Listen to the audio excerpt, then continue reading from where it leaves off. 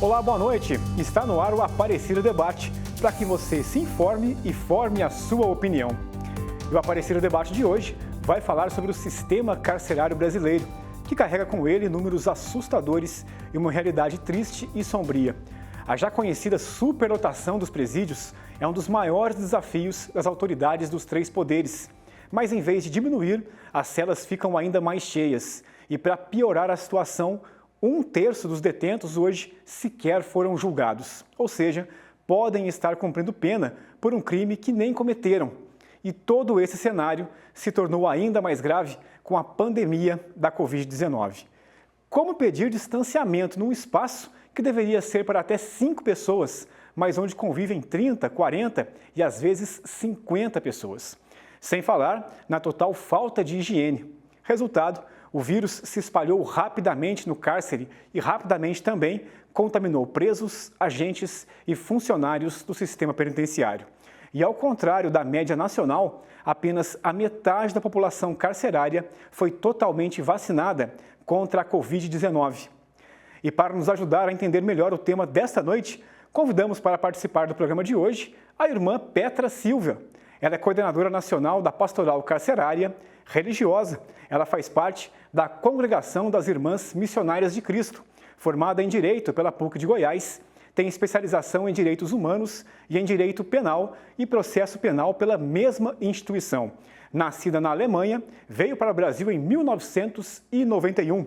Irmã, muito boa noite. Obrigado por participar mais uma vez com a gente aqui na TV Aparecida. Boa noite a todos, boa noite aos telespectadores. Eu estou muito feliz, mais uma vez, de poder dialogar junto com a TV Aparecida. E nós vamos conversar também com o professor Anderson Eliseu, ele que é professor de Direito e Processo Penal e coordenador acadêmico da Faculdade Damásio. Professor, seja bem-vindo, muito boa noite e obrigado por aceitar o nosso convite. Olá, Renato, é um prazer receber esse convite no dia de hoje. Faço muito gosto de estar aqui debatendo, levantando aqui um tema tão polêmico e um tema realmente importante para que nós possamos discutir e talvez aqui levantar algumas ideias que possam trazer alguma solução para o nosso sistema penitenciário que sofre tanto. Mas olha, antes de começar o nosso debate, vamos conhecer um pouco do sistema carcerário brasileiro, palco de inúmeras violações aos direitos humanos, segundo o próprio Supremo Tribunal Federal. Que medidas, afinal, podem melhorar a qualidade das unidades penitenciárias e reduzir a quantidade de presos? Veja na reportagem de Camila Lute. O Brasil tem hoje pouco mais de 680 mil pessoas encarceradas. Em 2020, eram cerca de 710 mil. A queda nos números foi atribuída à pandemia da Covid-19. Os dados são de um portal de notícias e do Departamento Penitenciário Nacional, ligado ao Ministério da Justiça e Segurança Pública. Isso nos faz pensar que o Brasil possa ser um dos países que mais prendem no mundo. Segundo a conselheira do Conselho Nacional de Justiça, Tânia Reckzigel, o próprio Supremo Tribunal Federal reconheceu que o sistema penitenciário brasileiro viola os direitos fundamentais dos presos. As penas privativas de liberdade aplicadas nos presídios brasileiros acabam indo muito além do que determina a decisão judicial, acrescidas de condições cruéis e desumanas. Além da superlotação carcerária, o Brasil enfrenta problemas como denúncias de tortura, excesso de prisões provisórias, falta de visita de familiares, insuficiências de políticas de trabalho e educação, problema no atendimento à saúde, algumas má qualidade de alimentação, entre muitos outros cenários. Isso já acarretou também a responsabilização internacional do Estado brasileiro perante o sistema interamericano de direitos humanos. Num país em que o sistema penitenciário tem cerca de 440 mil vagas, onde vai parar o excedente?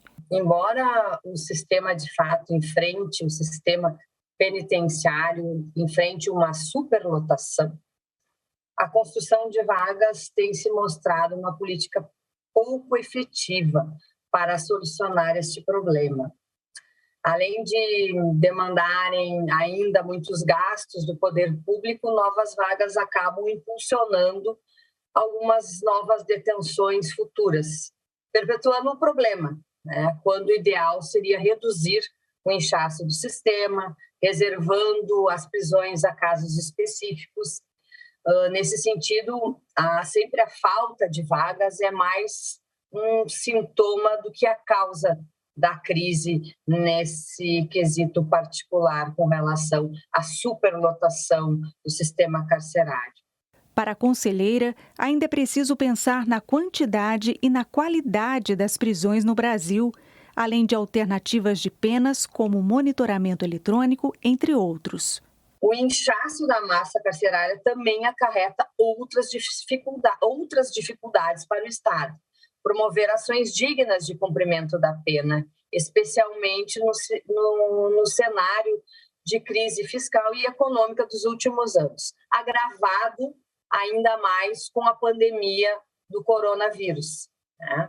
Também faltam recursos para a qualificação de políticas penais, de acordo com a legislação, e para ampliação e capacitação dos quadros profissionais. Bom, eu vou começar o debate desta noite aqui, conversando com a irmã Petra. Irmã, gostaria de perguntar, qual o perfil da população carcerária hoje aqui no Brasil?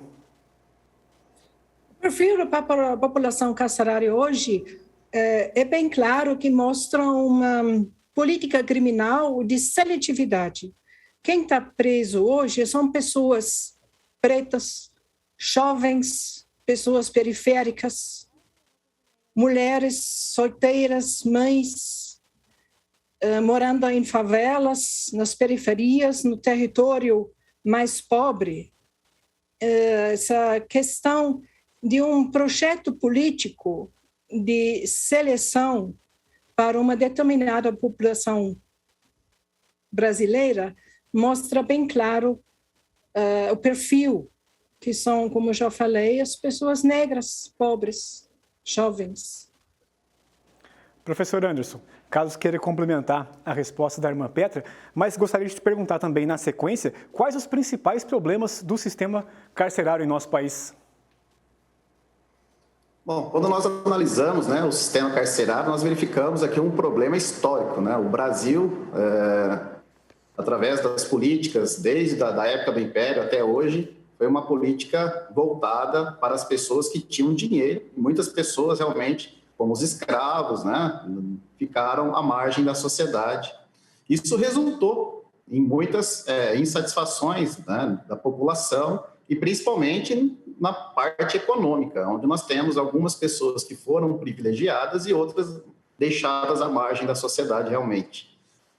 E não receberam grau de instrução, escolaridade, fato importantíssimo, né? Quando nós verificamos aí o índice de desenvolvimento humano, os países desenvolvidos, onde nós temos uma quantidade de pessoas com grau de instrução mais elevado, com menores pessoas presas, né? Menos quantidade de pessoas presas.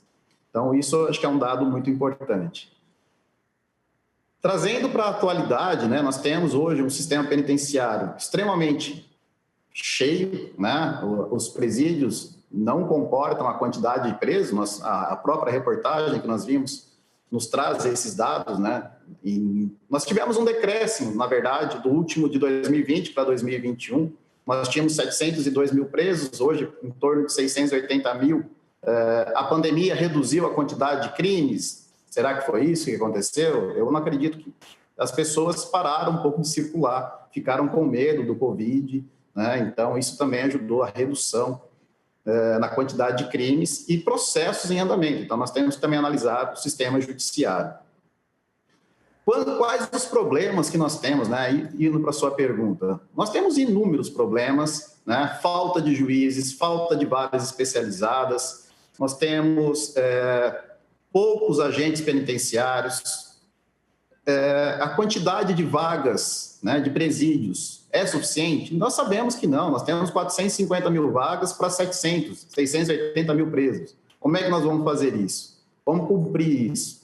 Recentemente, o STJ autorizou até containers, né, como prisão. E falou que, como o nível das prisões são ruins, um container bem equipado seria ideal.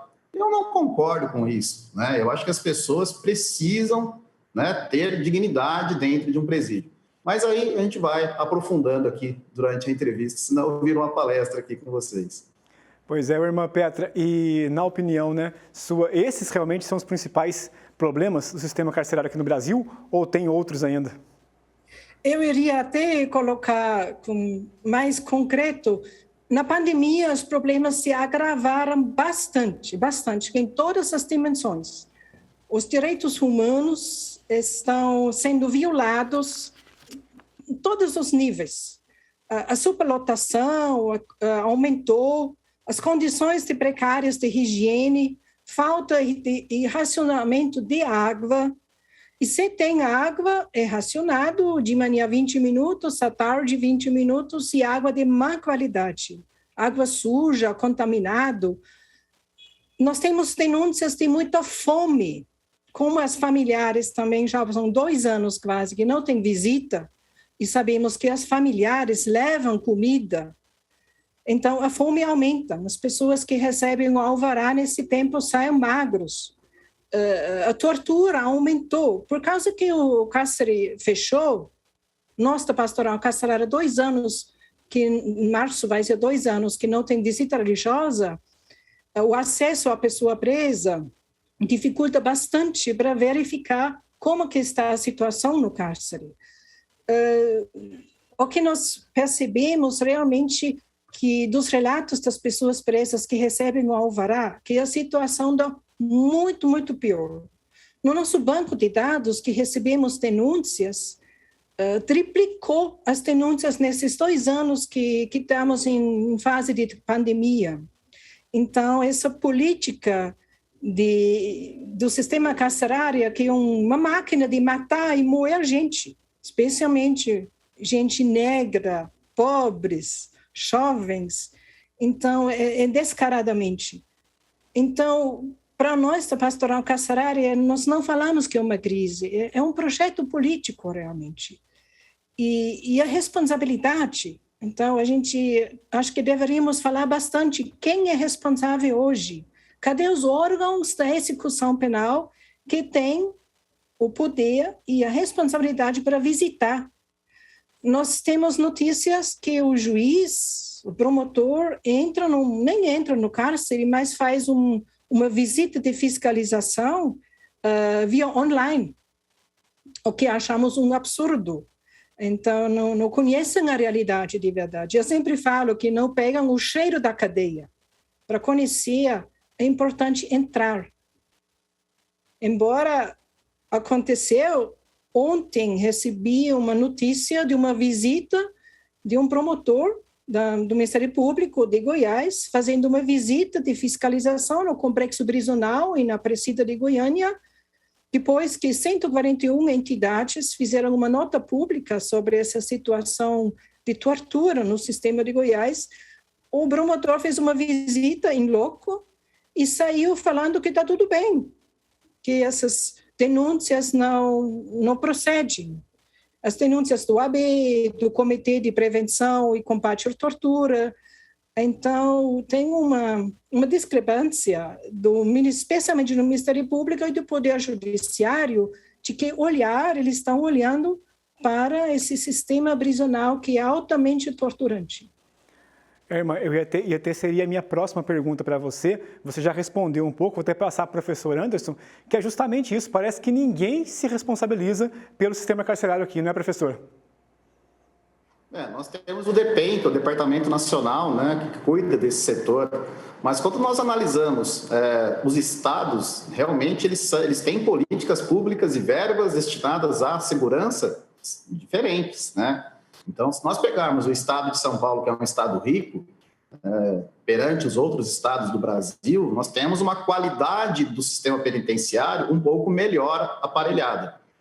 A tendência hoje das penitenciárias, né, que estão sendo construídas, é que você diminua a quantidade, o tamanho dessas penitenciárias, porque antigamente nós fazíamos megas penitenciárias e colocávamos uma quantidade gigantesca de pessoas. Por que isso? Porque ficava barato, né? É mais barato você montar uma construção muito grande e colocar uma quantidade de gente em um único lugar. Isso faz um custo operacional menor.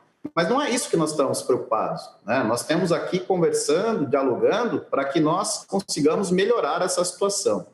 Como melhorar essa situação? Então, nós teremos que buscar situações para que o cárcere realmente busque as suas finalidades de ressocialização, de retribuição e de prevenção ao crime. A qualidade dos presídios hoje é boa, é satisfatória? É óbvio que não. Nós temos aqui presídios com uma quantidade de superlotação, muitos presos, né? E onde eles têm que acabar se reunindo, aí as organizações acabam tomando um pouco de conta de alguns setores desses presídios. Por quê? Porque falta um pouco de estrutura interna também. Então, nós temos que analisar esses presídios também do lado da política pública e buscar soluções. Algumas dessas soluções poderiam ser trazidas através de presídios privados. Bom, é uma alternativa, né? Em Minas Gerais, nós já temos presídio, uma PPP, né? Parceria público-privada. Então, existe, a Constituição não proíbe esses presídios, né? Com parceria público-privada. Então, é plenamente possível que nós instituemos, né, aqui algumas dessas características. Presídios menores, onde nós consigamos, então, trazer realmente essa finalidade para o preso. Acho que seria uma das correntes que nós poderemos trabalhar ao longo dos anos aqui. Mas antes da gente retomar o nosso debate, vamos saber por que a pastoral carcerária é fundamental hoje na defesa dos direitos de presos e presas, as ações de voluntários que no dia a dia nos presídios tentam manter o mínimo de dignidade para essa parcela da população. A pastoral carcerária é a presença da igreja dentro dos presídios.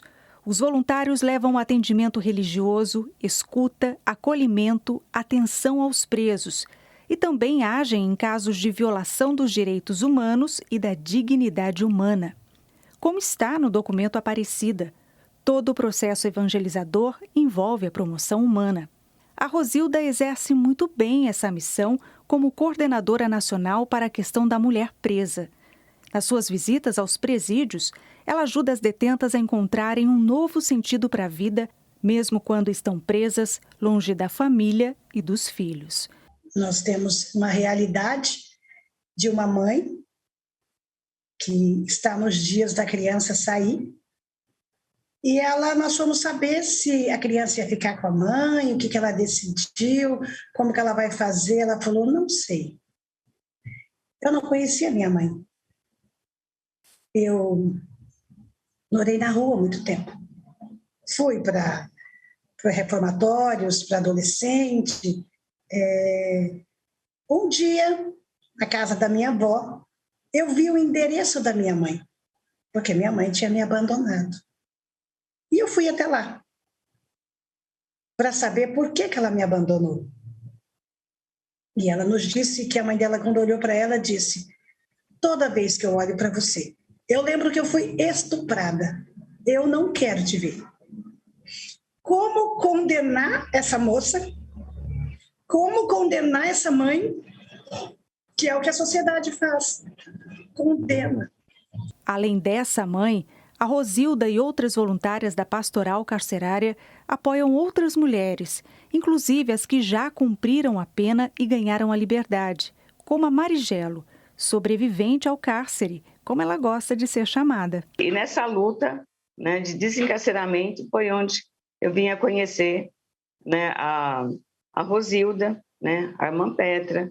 Eles, na infinita bondade, né, que Deus deu para eles pensaram de estar dando oportunidade para uma sobrevivente do cárcere. Tanto é que eu sou a primeira sobrevivente do cárcere a estar fazendo esse trabalho junto com a pastoral. É um privilégio muito grande.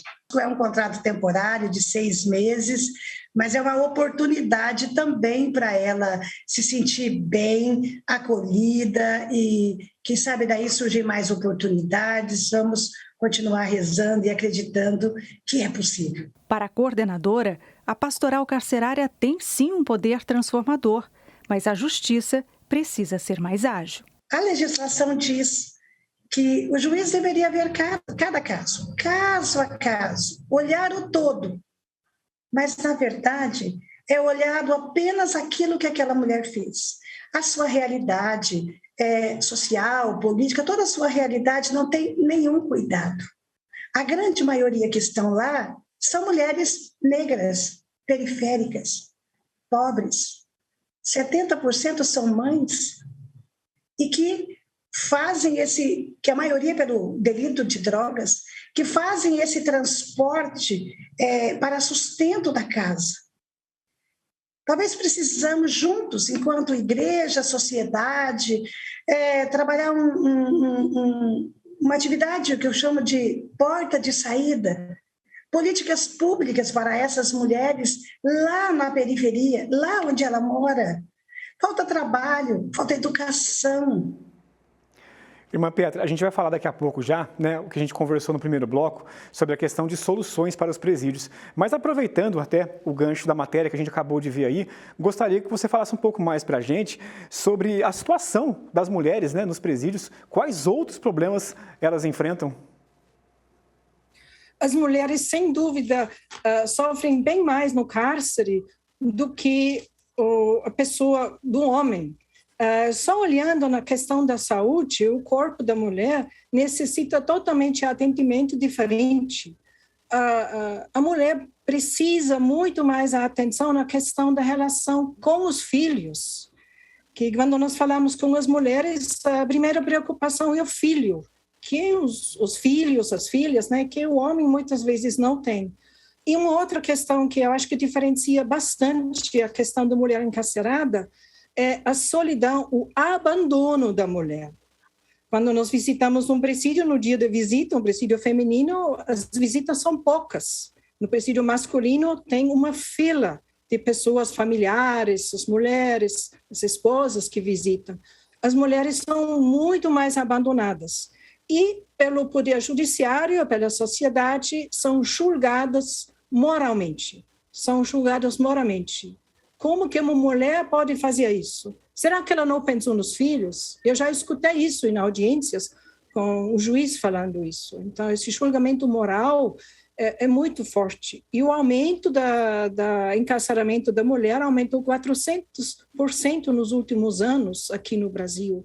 Então, a situação da mulher, nós temos realmente uma prioridade para esse olhar específico da mulher no cárcere, que foi feito por homens, foi planejado por homens, administrado por homens. Então, esse olhar, sem dúvida, é muito, muito importante. Agora, professor, eu acho que uma das soluções, ou a solução, né, passaria por uma palavra, que é ressocialização, que seria, inclusive, a finalidade da pena, mas que não acontece no nosso sistema prisional.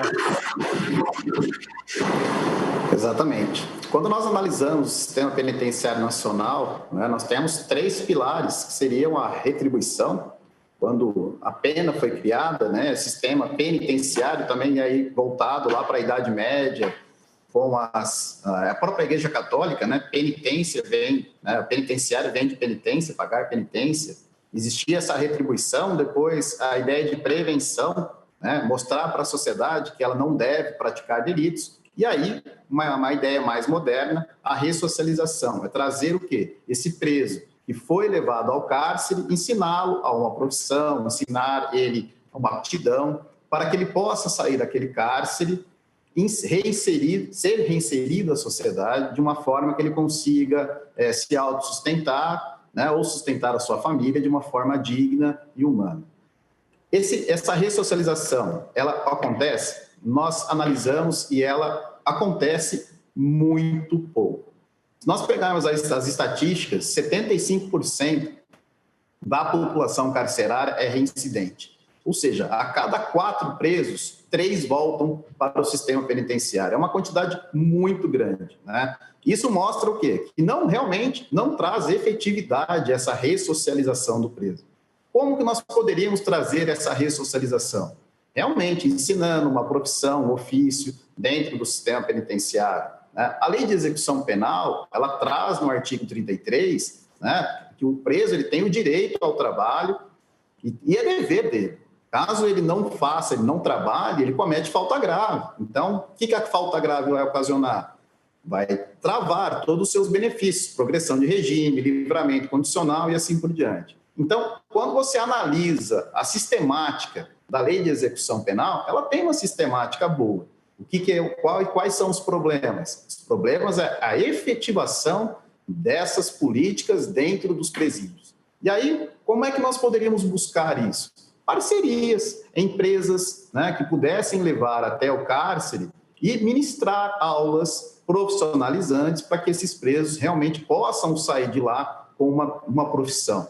A própria lei de execução penal, né, ela traz em seu corpo que o preso pode ser remunerado abaixo, né, com 75% do salário mínimo. Então, nenhuma pessoa deve receber menos que o salário mínimo. Mas como incentivo ao trabalho do preso, isso pode ser feito, né, incentivando empresas a contratar, então, pelo sistema penitenciário nacional. Então, existem soluções que podem ser buscadas quando nós analisamos essa ideia da ressocialização.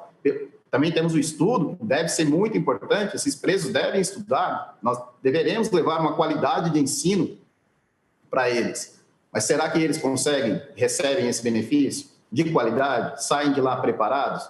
É uma reflexão que nós temos que fazer.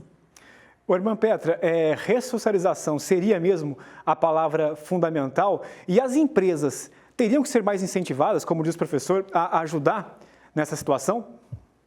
Olha, eu, como pastoral carcerária, eu já visitei todos os estados, presídios em todos os estados no Brasil, como também no exterior, na África do Sul, na Alemanha.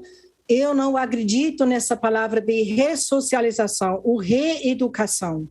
Eu sou muito radical, nós da pastoral carcerária temos essa postura que ressocialização não existe no cárcere, e ainda menos no cárcere brasileiro específico, que é torturante, que é totalmente desumano. E tem muitos poucos que têm oportunidade de trabalhar. Se pergunta que tipo de trabalho. A maioria desses vagas de trabalho não são vagas para profissionalizar. E depois, quando a pessoa sai, o preconceito é tão grande que as pessoas não conseguem. Então, para nós é bem claro, o sistema prisional não resolve a violência no Brasil. Se resolvesse, como o terceiro país do mundo que mais encarcera, já estaria bem bom aqui. Mas a solução, sem dúvida, não é em ressocializar, em construir presídios, privatizações, menos ainda, que gastam muito dinheiro. E eu já visitei presídios privatizados, presídios estaduais, que não tem nenhuma comparação que um presídio é melhor do que o outro, ao contrário. Então, a solução é o desencarceramento e uma justiça, não é uma justiça retributiva, uma justiça que restaura.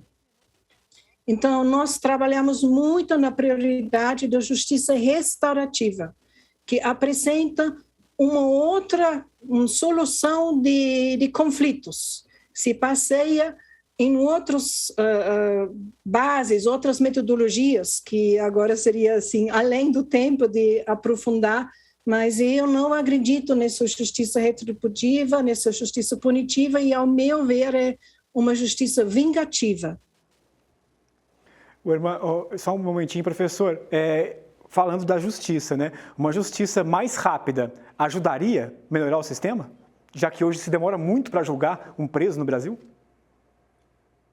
Se nós analisarmos, né, nós temos uma lei anticrime que instituiu um novo benefício, na verdade, chamado Acordo de Não Persecução Penal. Então, esse Acordo de Não Persecução Penal, presente no artigo 28A, ele traz que se a pessoa for primária, não for reincidente e o crime não for cometido com violência ou grave ameaça, poderá receber esse benefício, com pena mínima até 4 anos. Então, quando nós analisamos esse instituto, restariam poucos crimes a ser aplicado pena privativa de liberdade.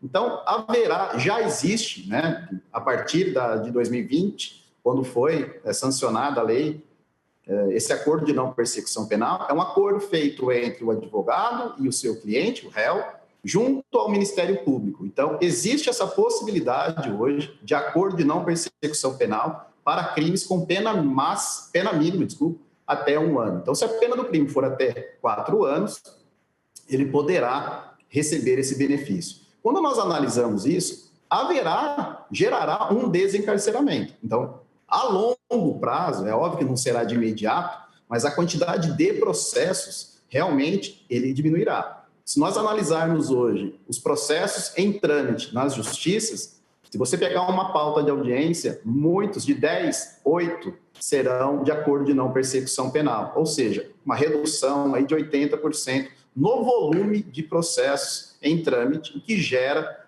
um encarceramento menor. Então, acho que essa é uma boa ferramenta que foi criada para, e assim, deixar os crimes realmente mais graves. Quais crimes? Tráfico de drogas não entraria e roubo não entraria nessa estatística. Não é possível utilizar o acordo de não persecução penal para esses crimes. E já para outros, furto, estelionato, coisas mais leves, realmente poderia ser utilizado fazer esse acordo. Seria uma forma de jurisdição voluntária entre o Ministério Público e o cliente, o advogado, né, e o juiz homologando esse acordo. Irmã, a senhora acha também que uma justiça mais rápida ajudaria nesse sentido do desencarceramento? Sem dúvida, nós temos 70%, 80%, depende do estado, pessoas presas sem condenação, esperando meses, anos. Mas eu que acho que é importante seria aplicar as medidas que já existem, seja a prisão em domiciliar, né, que é uma prisão, as mulheres grávidas, as mulheres gestantes, pessoas aplicando a justiça restaurativa para pessoas primárias, fazendo, eu não sei bem os números, me perdoam, mas mais do que a metade das prisões efetuadas hoje são feitas em flagrante pela polícia militar, ou seja, na praça, nas favelas, invadindo casas, e não há uma investigação. Então, essas pessoas ficam anos na prisão. E um fortalecimento da defensoria pública. A grande quantidade das pessoas presas hoje, os pobres, que não têm assessoria jurídica, ficam ao cargo da defensoria pública. Nós temos bons profissionais da defensoria pública, que é um grande parceiro nosso da pastoral carcerária, que sempre a gente recorre, mas o Estado não dá possibilidade de trabalho no igual do igual das instalações, das condições que um promotor tem, que um poder judiciário tem. Então, essas pessoas pobres esperam mais ainda, por não ter uma assistência jurídica adequada. E finalizando a questão da audiência de custódia, que existe hoje, infelizmente é virtual. E com isso, muitas questões, muitas pessoas presas poderiam estar em casa, acompanhando o processo, recebendo apoio, mas as audiências de custódia ou não existem, ou são virtuais, e o juiz decreta na hora a prisão preventiva. Então, são medidas de encarceramento que poderiam realmente fazer um desencarceramento de curto prazo. Agora, irmã, a gente está falando bastante sobre a população adulta, né? Sendo que o problema no Brasil começa antes. A situação dos menores infratores também no sistema carcerário brasileiro é terrível, não é? Então, a pastoral carcerária trabalha mais com os adultos, mas a pastoral do menor, que visita mais o sistema socioeducativo, que acho também em outra palavra que não é adequada para a realidade, porque são verdadeiros cárceres. E alguns sistemas socioeducativos que eu visitei, eu não vejo diferença entre um presídio de adulto e um presídio de adolescentes, infelizmente. Embora é uma outra legislação, outra secretaria, embora tenha muitas tendências que também o socioeducativo agora ser integrado no sistema de segurança pública, que eu acho que totalmente errado e inadequado. O tratamento de um menor infrator precisaria realmente de um outro tratamento, bem diferente também dos adultos. Mas, não, infelizmente, não tem muita diferença. A falta de água, a falta de comida, a falta de atendimento à saúde, educação, é as mesmas condições. E as torturas, as denúncias que chegam, não tem muita diferenciação, infelizmente. Pois é, professor, parece que a falta de preocupação com o sistema carcerário na população adulta é pior ainda quando a gente fala de menores infratores.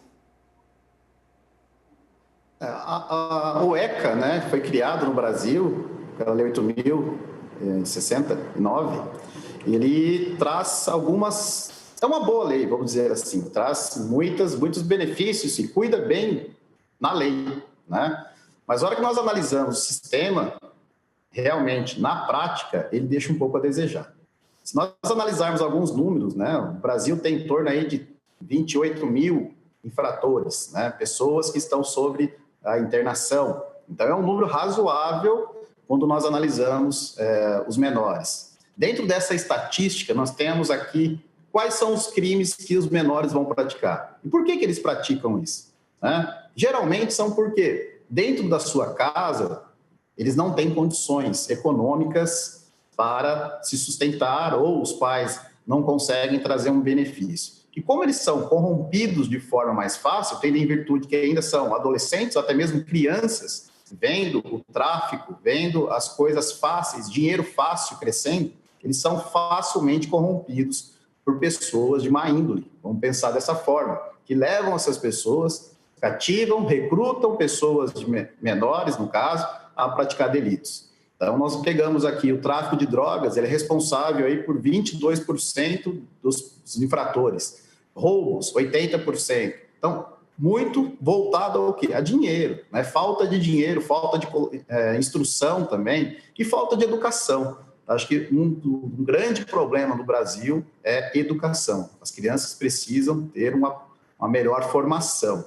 Então, se nós conseguirmos desde o ensino fundamental, né, conseguir dar uma boa instrução para essas crianças e depois tornar adolescentes, isso vai retardar muito a entrada dessas pessoas no sistema penitenciário no futuro, porque é um caminho sem volta, né? Depois que ele entra ali, ele não volta mais. Eu como estagiário, eu fiquei muito tempo na vara da infância e juventude, e eu recordo muitos casos de falta de pais, assim, o pai trabalhava muito, né, e a criança ficava à mercê da escola e após a escola ela ficava na rua. E a rua, no caso, trazia essa má influência, porque o pai achando que a criança está fazendo a coisa certa e, infelizmente, a gente sabe que nos grandes centros hoje você não consegue ter um controle sobre tudo isso. Então, se nós tivéssemos escolas em tempo integral, de qualidade, eu acho que isso ajudaria em muito no encarceramento dentro do sistema penitenciário. E aí nós temos um projeto de lei, né, já aprovado no Congresso Nacional, dependendo de votação no Senado, para redução da menoridade penal para 16 anos. Olha o agravamento disso, né? Será que essas crianças, eu chamo de crianças, que são adolescentes em formação, estão começando a sua vida, já têm condições realmente de saber o que é certo e o que é errado, ou elas são iludidas, são transformadas pelo meio social em que vivem?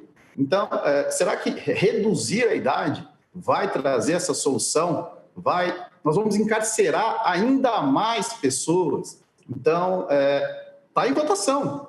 E o presidente é a favor da sanção para menor de 16 anos. Então, é um tema que nós também temos que ficar atentos. Teremos eleições em breve e teremos que descobrir para quem nós iremos votar, para senador, para deputado, nesse sentido. Aliás, esse já foi um tema bastante polêmico, né, nas últimas eleições, e daria até para fazer um aparecido debate, né, mais uma vez, sobre este tema. Agora, irmã, gostaria de mudar um pouco de assunto para falar sobre o impacto da pandemia nos presídios brasileiros. A senhora visitou, e sempre visitou, sempre mesmo, os presídios em todo o país. Como isso piorou ainda mais o impacto disso no sistema carcerário aqui no Brasil, e a senhora que foi impedida também de visitar esses locais? Então, nós fomos impedidos de entrar, o que dificulta bastante, mas nós temos relatos de pessoas que saem do cárcere, que receberam o alvará, como eu já mencionei, que aumentou bastante a contaminação. Os dados que saem, seja no DPEM, no CNJ, desculpe, são uma subnotificação, sem dúvida, nós temos relatos de agentes penitenciários que hoje são policiais, né? Infelizmente viraram policial, que não compactuam com essa situação torturante no cárcere. Eles contam que 90% de uma unidade prisional é contaminado. Estão sendo feitos muitos poucos testes para provar e não são divulgados. Os dados nós não achamos confiável. Imagina numa cela com 30, 40 pessoas, com essa higienização, a máscara, álcool, gel de álcool, né? Não tem como se proteger. Claro que lá o vírus se espalha direto. E temos bastante notícias que pessoas presas faleceram, como também agentes penitenciários no Brasil todo. É um número considerado alto, porque esses servidores públicos também trabalham em condições totalmente insalubres. Então, também, para esses servidores é um alto risco. A pandemia só agravou a situação do cárcere.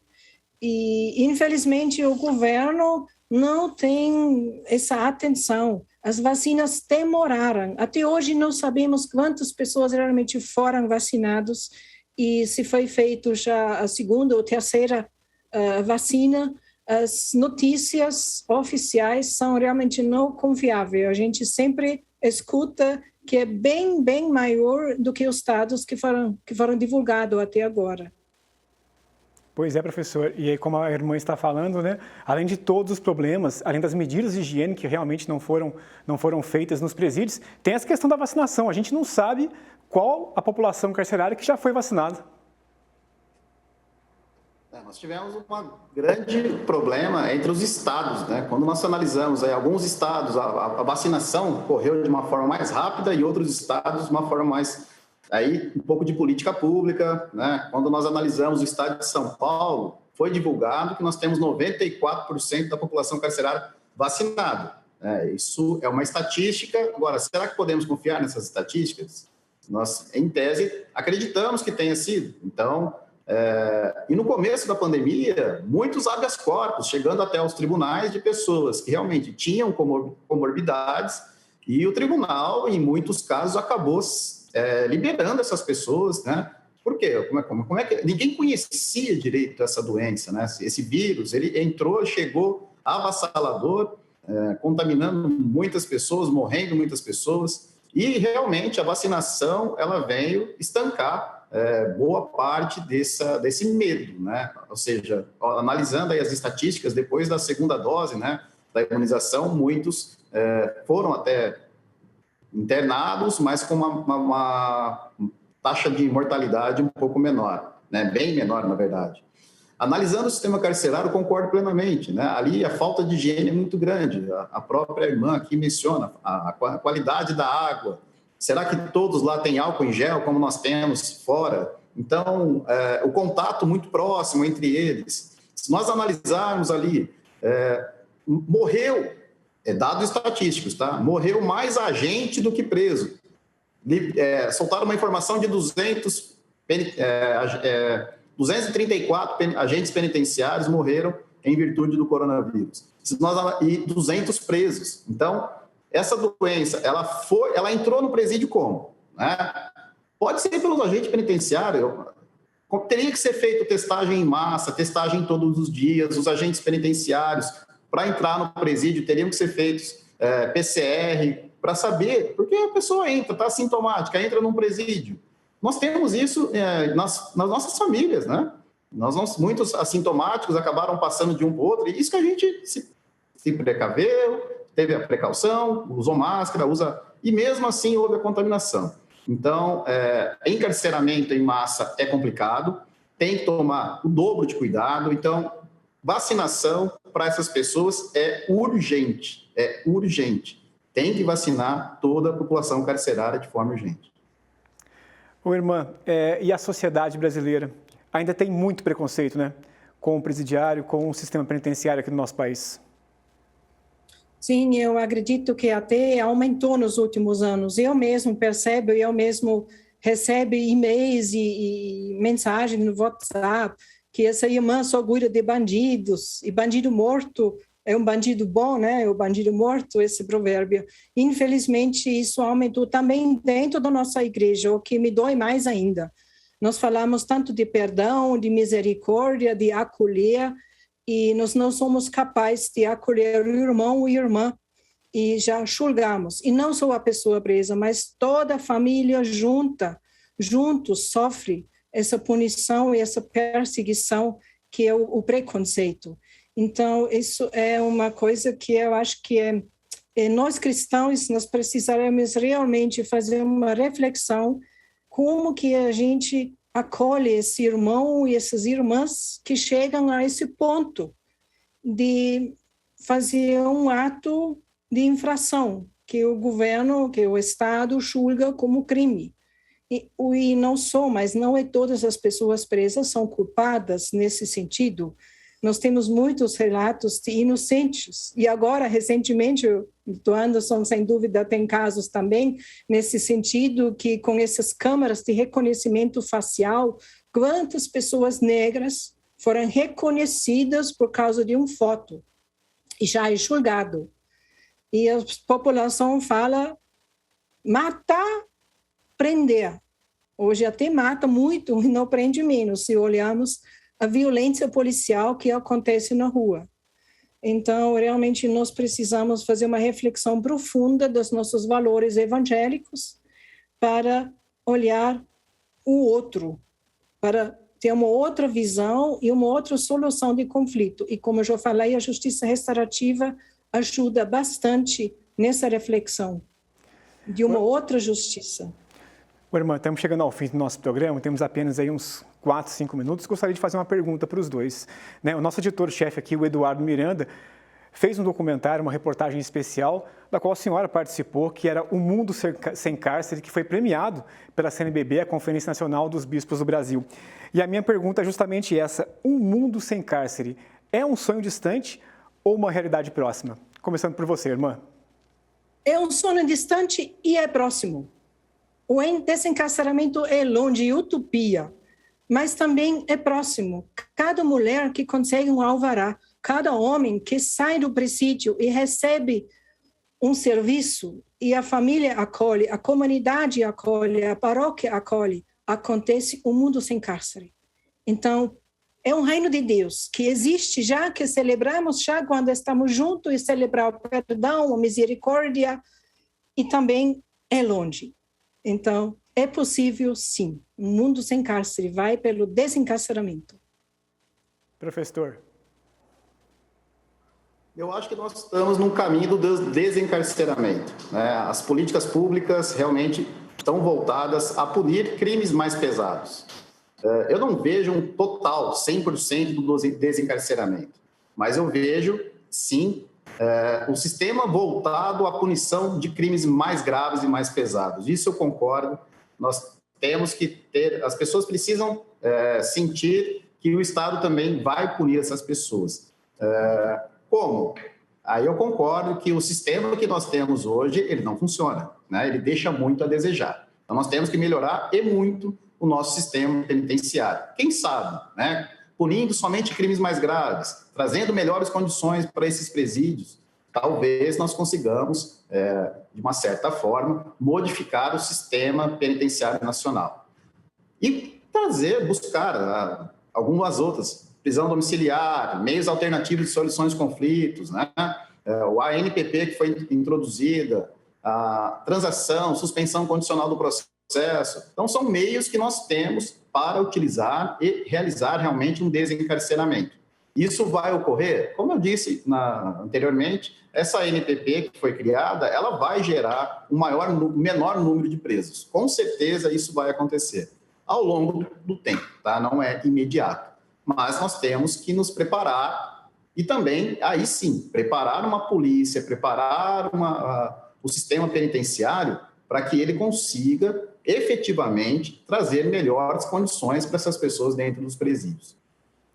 Eu espero que isso um dia nós consigamos enxergar e ter uma visão de um futuro próximo, se Deus quiser, aí, para um sistema penitenciário melhor do que está nos dias de hoje, porque realmente não funciona.